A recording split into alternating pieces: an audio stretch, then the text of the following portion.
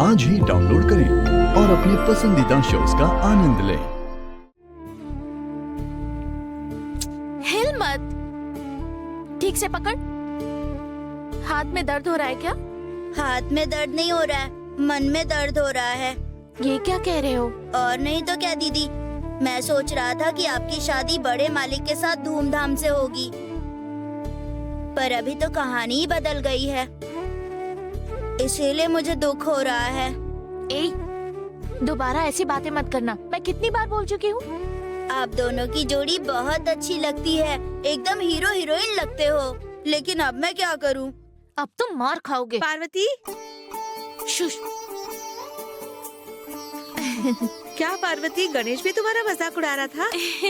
हाँ, अब ये भी मजाक उड़ा रहा है। ठीक है, सुनो, ये जेवर पहन लो। जेवर?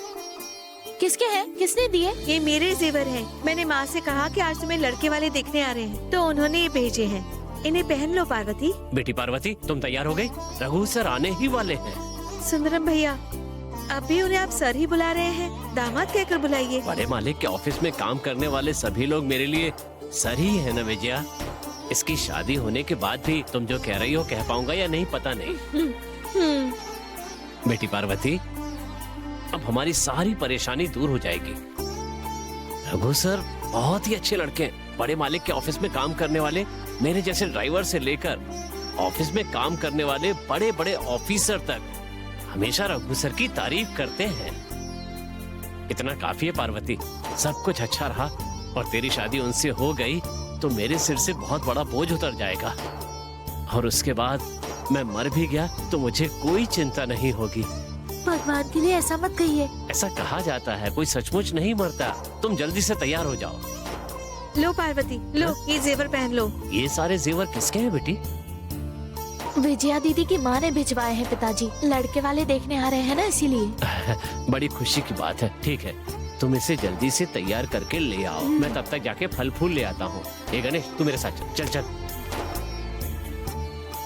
बैठो पार्वती।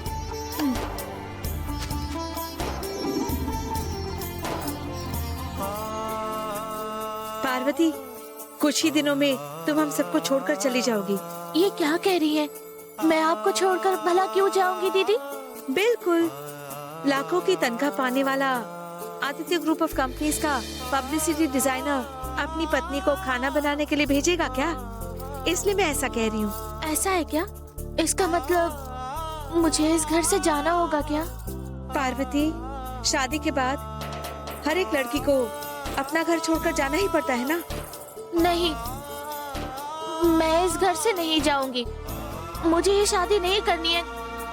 पार्वती, ये क्या कह रही हो तुम?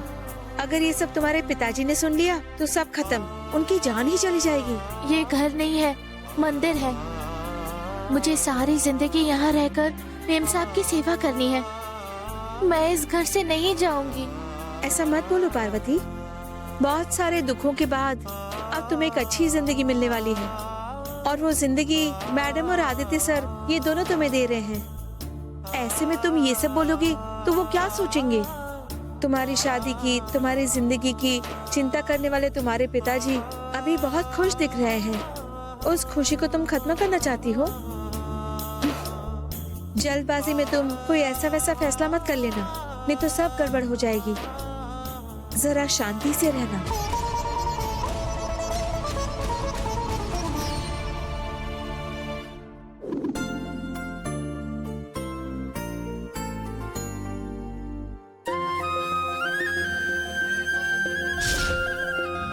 रघु का दिया हुआ तोहफा हो तुम। तुम्हें इस तरह देखकर तुमसे बात करने का मन कर रहा है। तुम्हें एक बात पता है क्या? मैं अपनी हर बात अपनी माँ के साथ शेयर करता हूँ। तुम मेरे दिल के किसी कोने में कहीं तो हो, इसलिए कुछ बातें हैं जो सिर्फ तुम्हें बताता हूँ। क्यों ये तो पता नहीं, लेकिन कुछ तो है।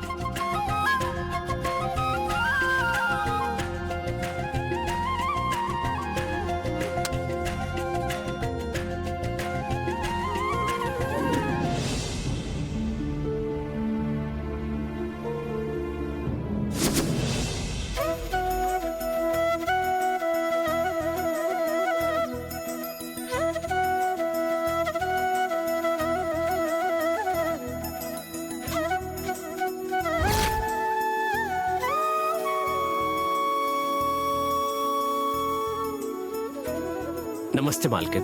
नमस्ते सुंदर। नमस्ते मालिक।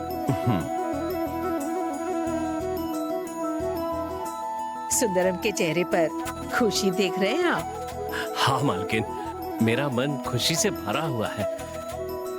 आप स्वयं मेरी बेटी की शादी करवा रही हैं। इस सौभाग्य के लिए मेरी बेटी पार्वती ने पिछले जन्म में न जाने कितने पुण्य किए होंगे। मेरे लिए तो ये खुशी की बात है ना मालकिन। ये काफी नहीं है सुंदरम, पार्वती की शादी ग्रैंड होनी चाहिए, जिसे देखकर आप और गणेश बिल्कुल खुश हो जाएं। सही कहा ना? ठीक है। हाँ हाँ, बिना 1 रुपए भी खर्च किए बेटी की शादी हो रही है। ये खुशी सुंदरम अभी से एंजॉय कर रहा है। वंजा, क्या हुआ? मैंने कुछ गलत तो नहीं कहा दीदी? सच ही तो बोल रही हूँ। हाय माँ। हाय पापा। आओ आदि। आओ आदि। रघु को फोन किया क्या? वो निकल गया है ना?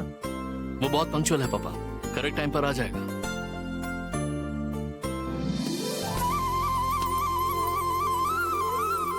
आदित्य सर,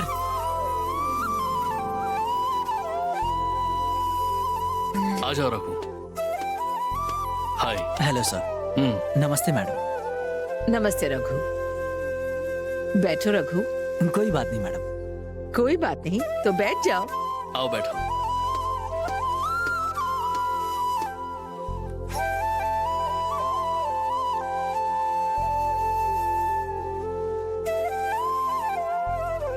हमें तुम्हारे बारे में आदित्य ने सब बता दिया है। तुम्हारा कोई नहीं है ऐसा कभी मत सोचना, क्योंकि हम सब है तुम्हारे साथ। Thank you madam. अभी तक मैं सोचता था कि मैं बहुत ही बदनसीब हूँ मैडम। आपको देखने और आपकी बातें सुनने के बाद मुझे लगता है कि मैं बहुत भाग्यशाली हूँ। सुंदरम, मालिक, रघु से अगर कुछ पूछताछ करनी हो तो तुम पूछताछ कर सकते हो। मेरा मन तो खुशी से भरा हुआ है मालिक। मुझे कुछ नहीं पूछना है। वाह वाह। और सिर्फ इतना ही नहीं, जब मेरी बेटी की शादी खुद मालकिन करवा रही है तो मेरे पास बात करने के लिए क्या बचता है? अरे सुंदरम, अब पार्वती की जिंदगी में कोई कमी नहीं रहेगी। रघु हमारी कंपनी में भैया के साथ काम करता है, तो पक्का ये पार्वती को खुश रखेगा। सुंदरम, मालकिन। जाओ पार्वती को लेकर आओ। ठीक है मालकिन।